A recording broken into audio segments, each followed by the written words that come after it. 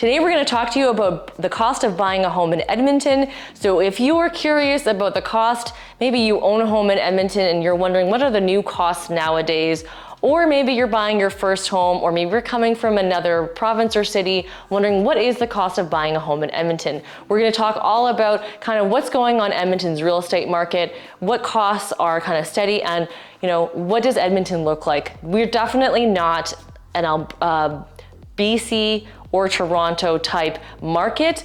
We're definitely a different market. Alberta is completely different than those two provinces, so we have different costs. Namely, the biggest cost you're gonna save is there's no land transfer tax. For those of you who live in Edmonton, you're like, what is a land transfer tax? That is a huge tax that people who live in BC and Ontario pay when they are purchasing a home. There is none of that kind of cost here in Alberta, so you do save that money when you are looking at purchasing a home. GST, people always wondering if that's included. Now, if you are building a house, GST is still a thing and it is included in the price. The way they determine GST is actually quite finicky because they have to use a special calculator. There is a certain amount of money that GST is calculated on. You do get a rebate if it's under a certain amount, and then you still pay the regular GST on the other portion.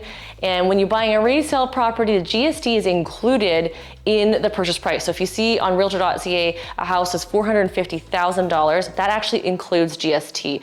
Because we live in Canada, there is GST on all of these types of transactions. You just don't necessarily see that cost right in front of you, like if you were to go to a grocery store or a restaurant. Okay, so let's talk about the median home prices in Edmonton. Obviously, it changes year to year, but when we filmed this video, the median price was about $385,000. Now that's for all the prices of homes in Edmonton, including condos, row housing, duplexes, single family, and the high-end luxury homes. So that median price isn't totally accurate. If you are looking for a single family home with a double front attached garage, you need to be probably spending in around the $450 to $550 range, again, depending on the age of the home and the location. So to give you that context, if you're looking at that, you need to also decide in terms of what area you're going to be buying in. Now, the cost of buying a home in Edmonton is different than the cost of buying in Sherwood Park, St. Albert. Those are suburbs of Edmonton, technically still considered YEG.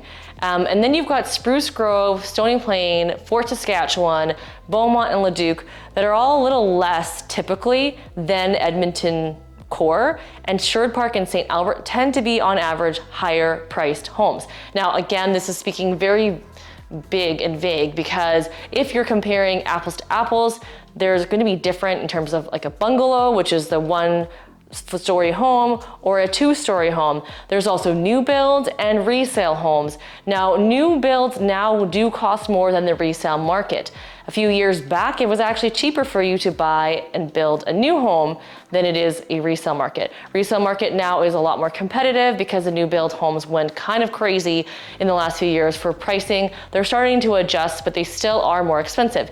Keep in mind when you're buying a house with the new build, you have to remember the cost of window coverings, your landscaping, your deck, your fence, and potentially appliances, depending on how much appliance credit you get from the builder. So there's a lot of extra added costs.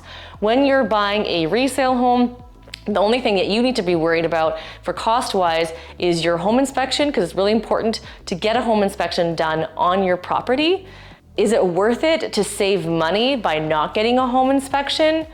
I'll answer you this, no. You need to do your due diligence and be able to know that what you're buying, you know what you're getting yourself into. Every home is gonna have its issues, but a home inspection cost is something you should not cheap out on. It's $600 approximately, and that $600 is the best investment you can make in case you buy the wrong house.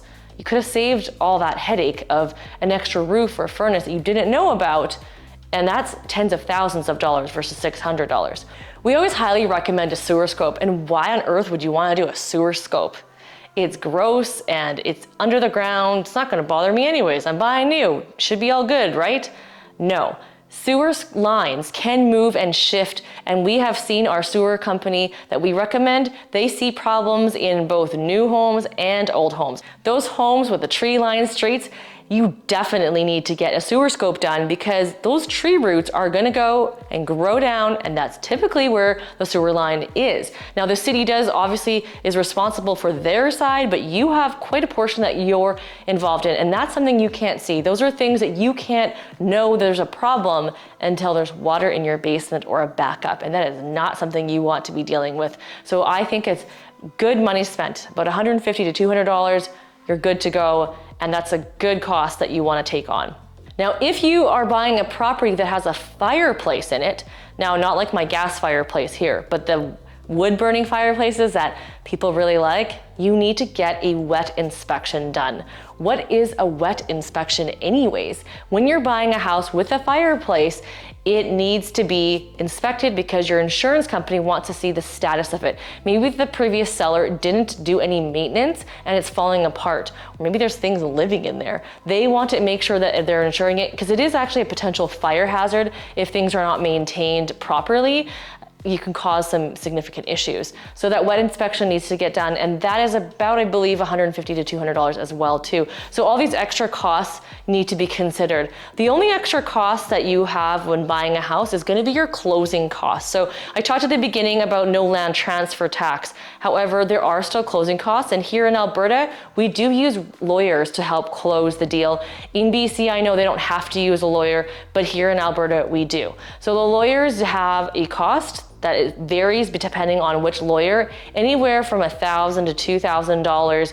And they include different costs like disbursements. Disbursements are all the things that they are trying to accommodate for example, land transfer to, the land titles needs to move from the seller's name to your name as the buyer, and the buyer pays for that.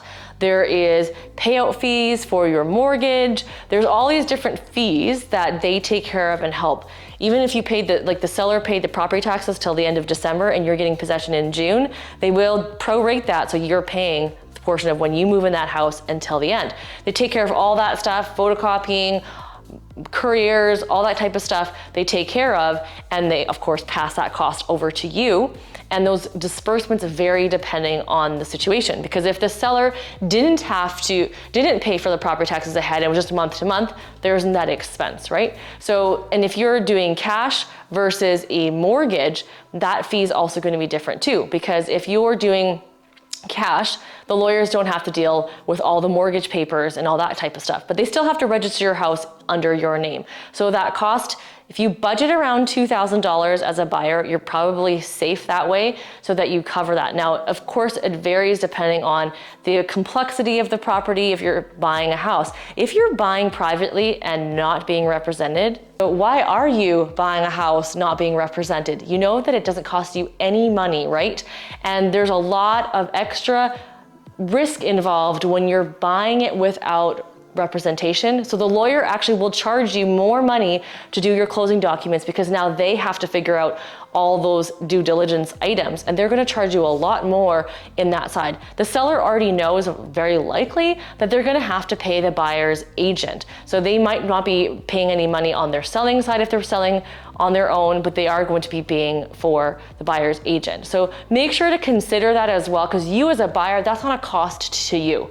You don't take that cost on. If you're selling and buying a home, of course, you've already paid for your selling side. You're taking care of both that end. But when you're buying on the other side, it doesn't cost you any money. And I would actually say it costs you money to not have representation, because you want to make sure you're buying this house for the right amount of money. So that's something that's not a hard cost that we didn't talk about, but how do you know you're getting the right deal on your home? The cost of buying your home could cost you a lot more money if you end up purchasing a home for more than you should have. Maybe you could have got another $5,000 or $10,000 off depending on your representation. So make sure that you're interviewing a buyer's agents to find out who's experienced and professional and is able to negotiate for you, to make sure to get that right property for you, and that you're not paying that cost that you didn't even account for.